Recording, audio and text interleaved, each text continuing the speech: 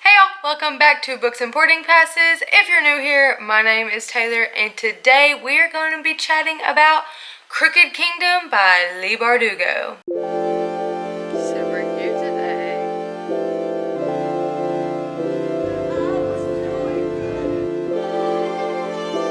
Okay, I know that just like every other book chat and book that I read on this channel, I am super late, but let's get into it.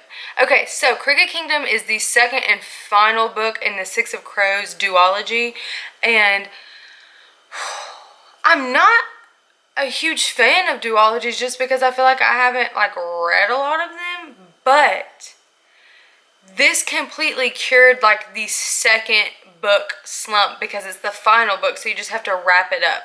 And so I'm a huge fan now. I feel like I'm going to look into reading more duologies after this because Six of Crows is the best. Love it. Since this is the second book, I'm going to try to do obviously as much as I can on reviewing without spoiling, but there's only so much I can do as compared to a standalone or a first book in a series.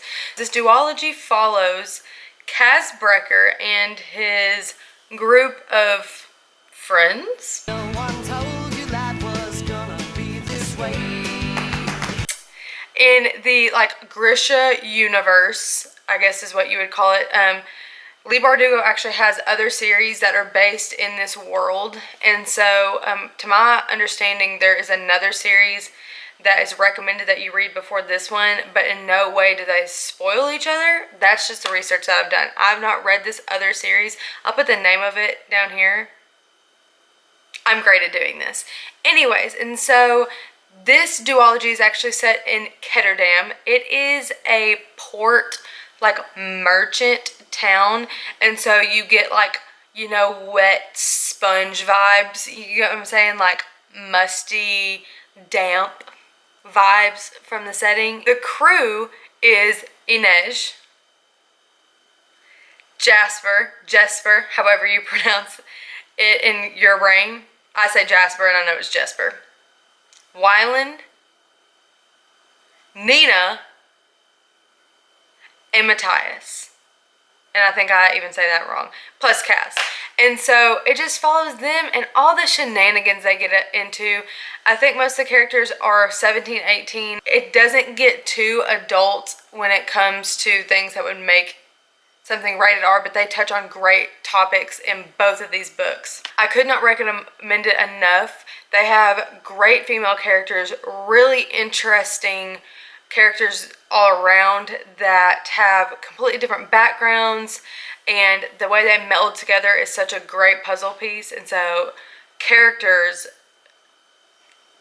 are great. I actually read this book by listening to it on Audible. I loved reading Six of Crows on Audible the first time. The narrator is amazing, and so I just decided to do the same thing again. And so if you are a audiobook fan, listen to this one. I mean, read it physical form if you would like, but the audiobook is really, really good, and the different voices and accents and everything are really consistent and not corny by any means. And so I would have to say that of all the audiobooks I've ever listened to, this duology has the best audiobooks. And before I get into the spoiler section, I will definitely have to give this book a B+, because the characters are great, the plot is great, the setting is great, and those are the three things that I care about. And on top of that, there's amazing angst.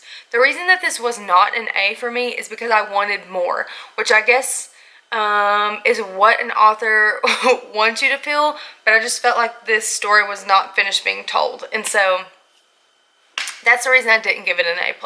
Okay, so that's all I got for y'all. So if you have not read it, don't want to be spoiled, whatever, please click off now. But before you go, if you wouldn't mind, just hitting that subscribe button. I think it's down there. Yes, down there, down here, down there. Like this video, I would greatly appreciate it. Then come back, because I really want to talk to y'all about it, because this book is stinging good. And so, I just don't want to spoil y'all, unless you just don't care. I mean, do what you dig. That's up to you. But if you don't want to be spoiled, please go away, click off, and then come back. Got it? Alright, see you later. Bye. Gotta go. Bye. Guys, this, I just have to take a drink of my water.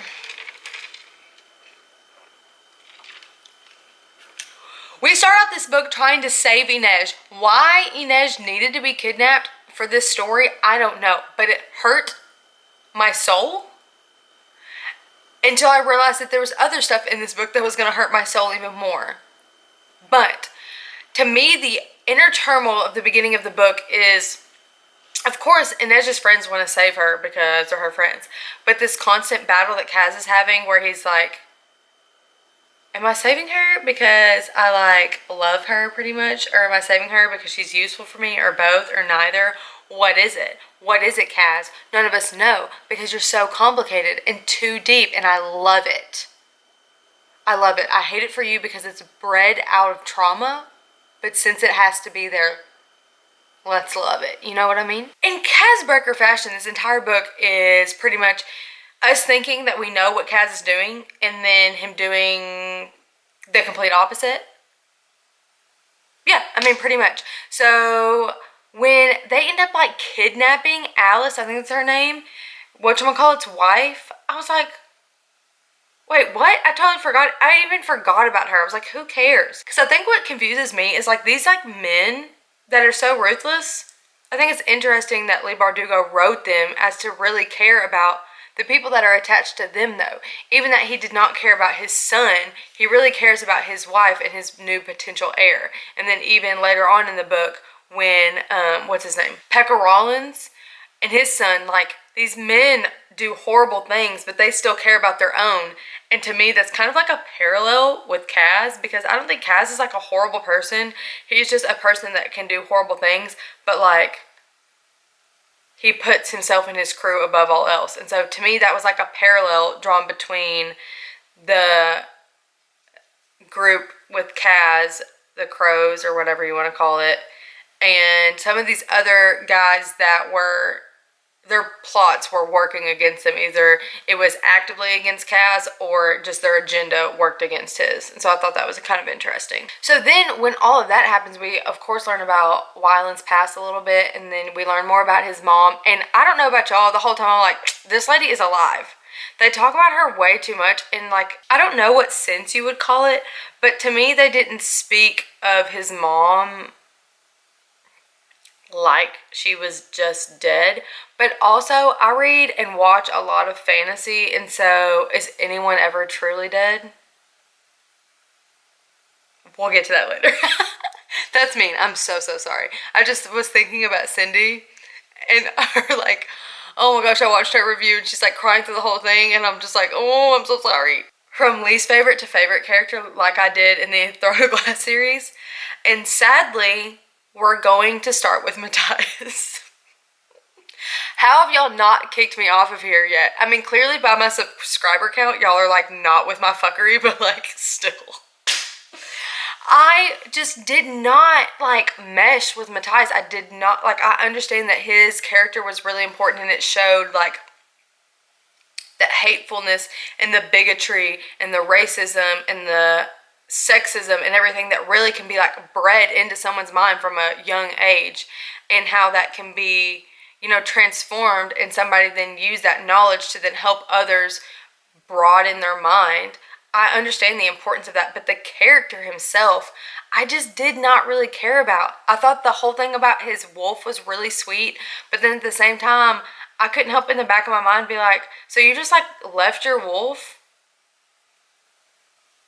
Like, I mean, I know he didn't do it on purpose, but like, I don't know. I just like really couldn't, you know, too much get with it, which is weird because usually like the beefy jock character is like right up my alley, but for some reason, honey, this was not, I just was not feeling him. Of course, though, at the very end, he has to go, and spoiler alert, if you have not read this, please stop watching now or else you really will be spoiled. Then at the end, like the younger version of him pretty much, just like his past catching up to him. I think Cindy said that in her review, which is such a good analysis of that. Literally kills him. And what's so sad is like my biggest upset was like for Nina.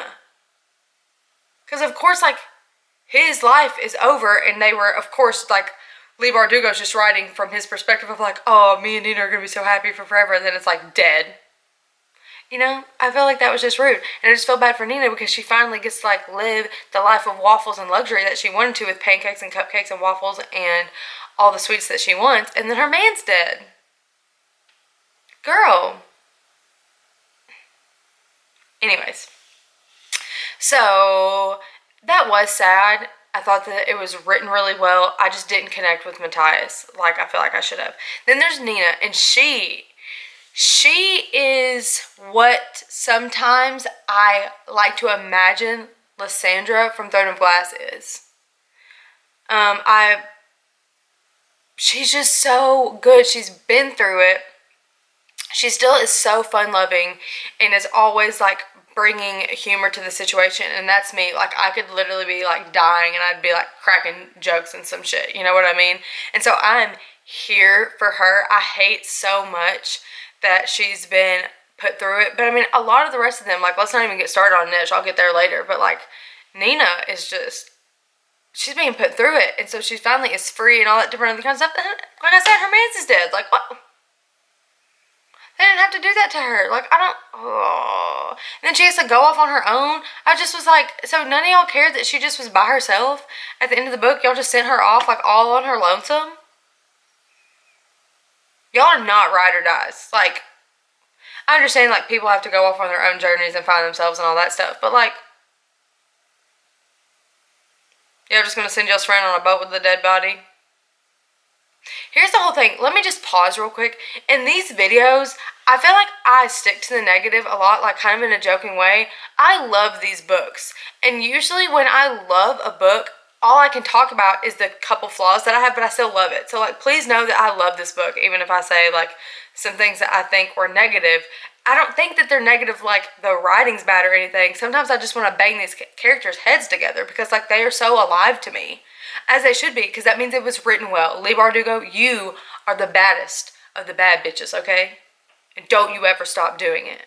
Oh, also, Nina's powers, what the heck? I totally even forgot about that. So she spends the entire book being a drug addict, which freaking sucks, but there's so many points in this book that are so relevant to our lives, present day, and like really go back for forever, and they are. Just that whole thing of her being addicted to the Judaparim, I think is what it's called, and the fact that she knows that it can make her more powerful, but it's like, is that worth it? And then her powers go away and then change. So I feel like that was one thing that I did not get an answer to, is like, what's the deal with that new power? I mean, she's literally raising the dead and has like a zombie army, and I feel like they didn't really talk about what that was about, and it's probably because she didn't know what it was about, but it's like, I need more, and this is the last book, so I need my questions answered, okay? Does anyone have the answers? Tell me. Put them in the comments below. I need to know what that was about. Also, Nina, I want to see Nina and Jace, Wayland, Herondale, Lightwood, whatever your name is, have a flirt off. You get what I'm saying? I want them to have a full-on flirt off and see what happens. Them two and Magnus Bane. That's what I want to see, because those 2/3 people have the best game I've ever seen in my life. Good for you, girl. Confidence. I love it. I hope so much that a young person, especially a young woman, read this and was like, Nina has some issues, but she still is confident and like knows herself, and like internalized that and thought about it and knows like, hey, that could be me too. I really, really genuinely hope that. Okay, so let's move on to my favorite couple of the whole book, and I'm not being sarcastic. Like, this is all that I care about. For real. Is Jasper, whatever. I'm going to call him Jasper, and I know it's Jasper. I'm just so sorry. That's the way my brain works. And Wyland.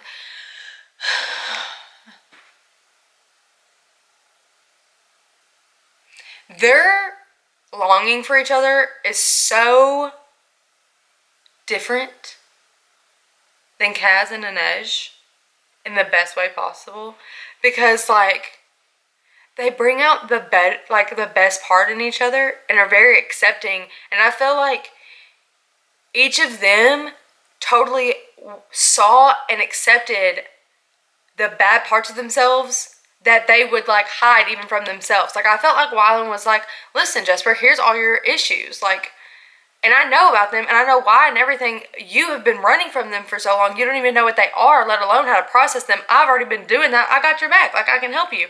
And he was the same way back to Wyland. So I was just like, y'all are so cute. So when they finally had that scene and Jasper decides like he's going to be like real ballsy and kiss him, and then it ends up being the Judah Purim son person, whatever, and he just let him anyways because we all know Jasper's fine, you know what I'm saying? And so then Wyland sees it. I was kind of surprised that he wasn't like flattered, but maybe he also was like, how would you know that wasn't me? Even that we look exactly alike, you should have like caught the vibe that that wasn't me.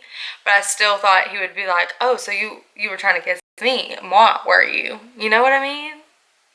So finally when they did, I was like, that's super cute. And he was like, listen, we're going to get you gambling together. We're going to turn you into a good man. He was like, and I'm going to sit here and I'm going to read for you. Oh, and okay, so of course, as I said before, I was not at all shocked when Wyland's mom was alive.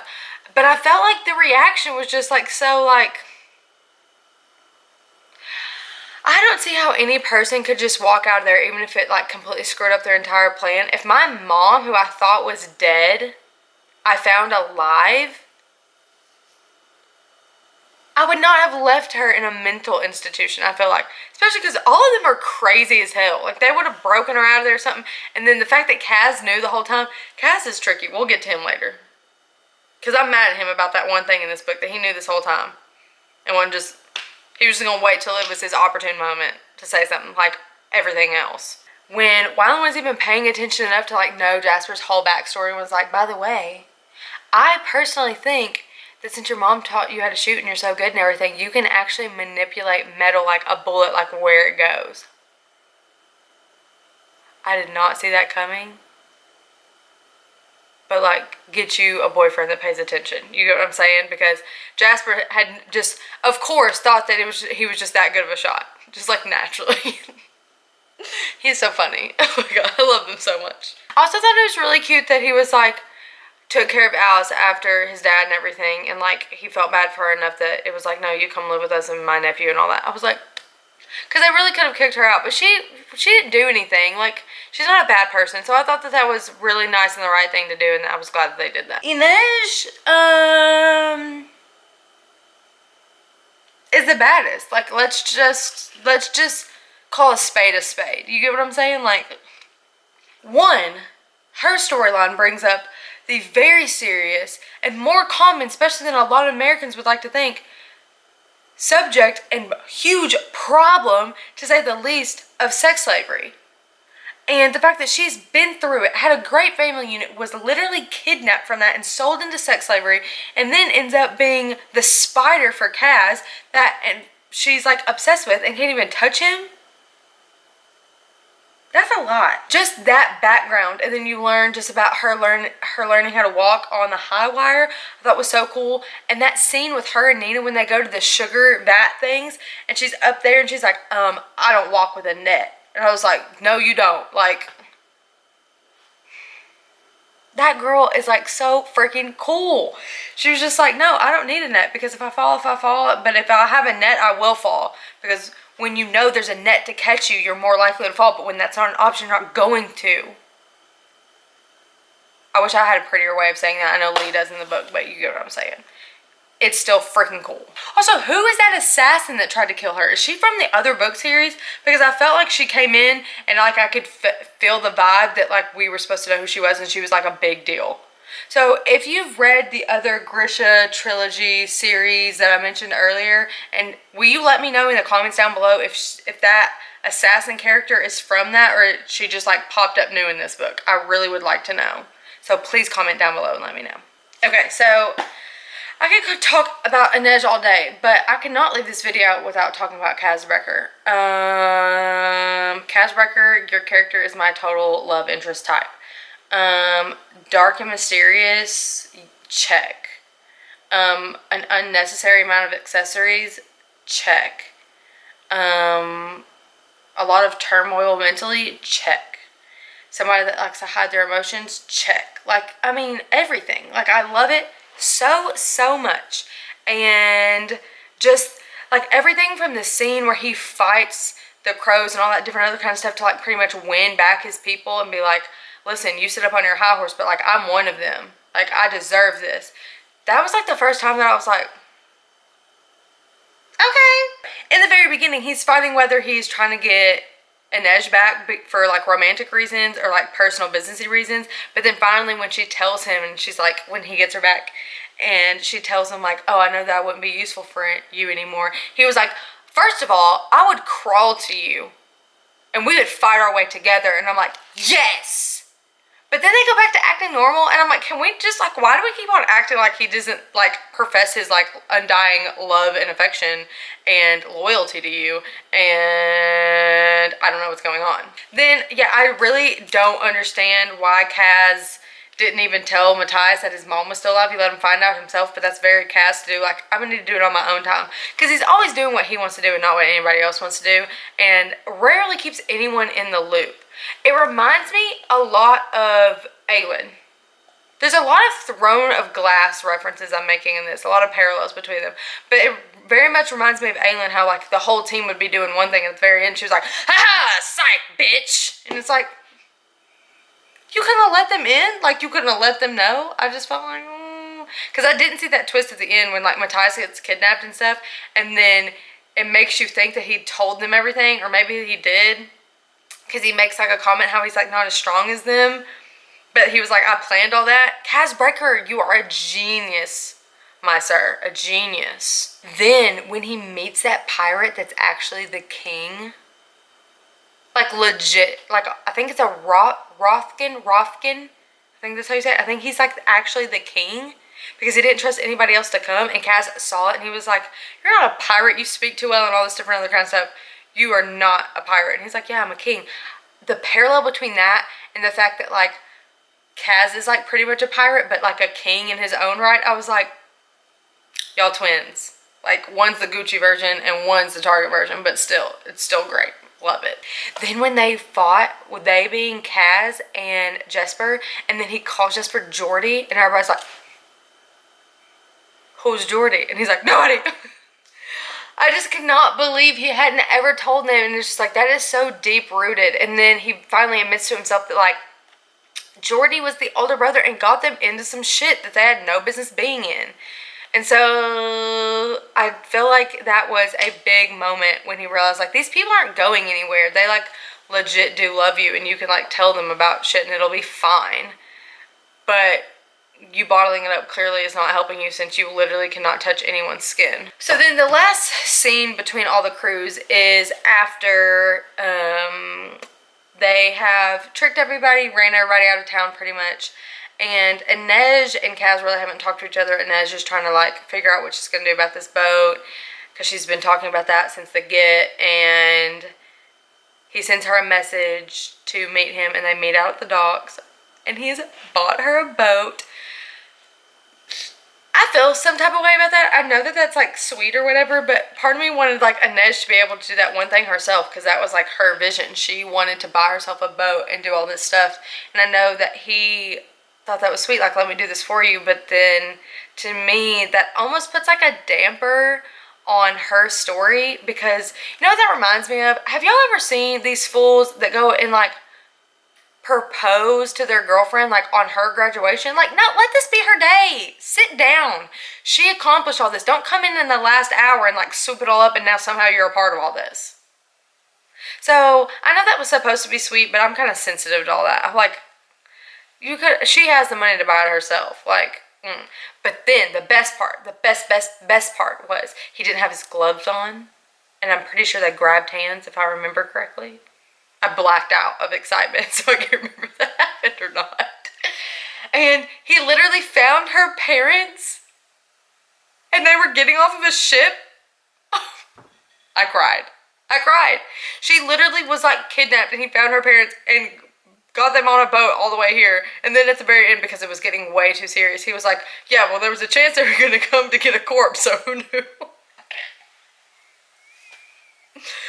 Oh, this book, it stresses me out. So either way, that's all I have for this book. It was so freaking good. The characters are so freaking good. The plot is so freaking good. And I don't know what to do with myself. I cannot recommend this book series enough. Like, the amount of angst in this, like, just like fed my teenage emo soul. Like, I loved it so much. And so, yeah, that is all I have for today. I will leave a link to my Six of Crows book chat down in the description if you want to check that out if you haven't already. I also have my Instagram, Twitter, Goodreads, and a whole bunch of other fun stuff down there. And if you would subscribe before you leave, I think it's over here, I guess, every time. Let's see if I'm right today. If you wouldn't mind subscribing, I would greatly, greatly, greatly appreciate it. Also, give this video a thumbs up if you liked it. Give it a thumbs down if you didn't. I really don't care. Express yourself. That's what I'm worried about. And until next time, don't forget to do what you dig. Bye, guys.